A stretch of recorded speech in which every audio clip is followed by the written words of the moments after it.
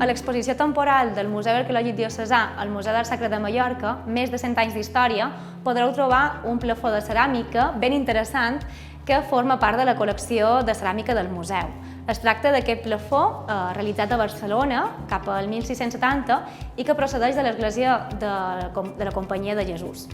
En aquest plafó trobam representat el moment en què Francesc de Borja, com a marquès de Llombai, va acompanyar el cos difunt de l'emperadriu Isabel de Portugal, esposa de Carles V, des de Toledo fins a Granada, on havia de ser enterrada.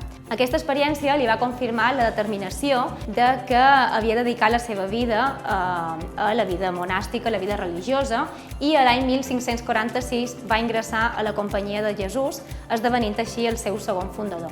Us convidem des d'aquí a que vengueu a conèixer aquesta obra i totes les que formen part d'aquesta exposició temporal aquí al Museu d'Art Sacre de Mallorca.